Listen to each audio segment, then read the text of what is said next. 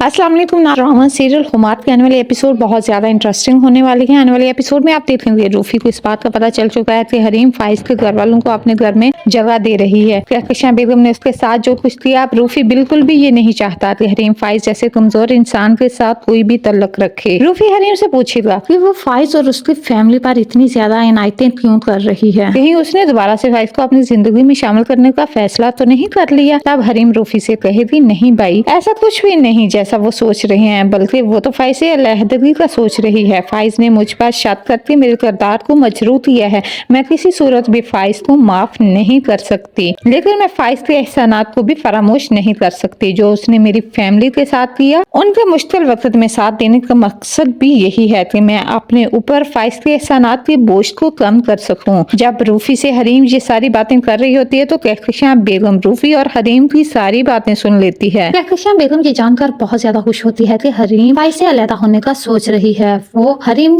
को कहती है क्या वो वाकई ही फाइज से अलहदा होना चाहती है। तब हरीम उन्हें कहती है क्या उन्हें कोई शक है या वो किसी खौफ में मुब्तला है, कहीं फाइज हकीकत जानकर उन्हें भी ना छोड़ दे। कहकशां बेगम उसे कहती है कि उसे क्यों खौफ होगा, उसके पास खोने के लिए कुछ नहीं बचा है, एक फाइज ही है जिसे वो किसी सूरत भी नहीं खो सकती। तब हरीम भी उन्हें सुनाए बगैर नहीं रह पाएगी, कहेगी कि इस अनचाहे रिश्ते में उसने भी बहुत कुछ खोया है, प्यार, मोहब्बत, मान, इज्जत और फाइज भी। दूसरी तरफ फाइज लाइबा को कॉल करता है और कहता है कि तुम्हें टेंशन लेने की जरूरत नहीं, मैं वापस आ रहा हूँ, एक खुशखबरी भी लेकर आ रहा हूँ, मुझे जॉब मिल गई है और सबसे अच्छी बात मुझे कराची ऑफिस में जॉब मिली है जिससे हमारी कुछ मुश्किलात तो दूर होंगी। लाइबा फाइज से बात करके बहुत ज्यादा खुश हो जाती है। शेख फुरकान हॉस्पिटल से डिस्चार्ज होकर हरीम के ही घर आ जाता है। इस बेबसी के आलम में उसके पास कोई और ठिकाना नहीं है, वो अपनी बेबसी पर रो रहा होता है। शेख फुरकान रेहान के धोखे को भूल ही नहीं रहा। वो कहकशां बेगम से कहता है कि मैंने अपनी औलाद के लिए क्या कुछ नहीं किया और आज रेहान जैसी बेवफा औलाद ने मुझे पाई पाई का मुहताज कर दिया। हम दर बदर की ठोकरें खा रहे हैं सिर्फ रेहान की वजह से। रेहान की मिसाल वो बेवफा परिंदे की दे रहा होता है जो दाना चुगते ही उड़ जाता है। कहकशां बेगम शेख फुरकान को कहती है कि वो टेंशन ना ले, डॉक्टर ने उन्हें किसी भी किस्म की टेंशन लेने से मना किया है। जब शेख फुरकान कहकशां बेगम से पूछता है क्या उसने फाइज को ये बताया कि हम हरीम के घर रह रहे हैं, तो कहकशां बेगम की मिसाल तो ऐसी है कि रस्सी जल्दी पर बल नहीं गया। वो शेख फुरकान को कहती है कि हमने फाइज को बताना ही नहीं कि हम हरीम के घर रह रहे थे। मैं नहीं चाहती कि फाइज और हरीम का आमना सामना हो, फाइज के आने से पहले ही यहाँ से चले जाएंगे।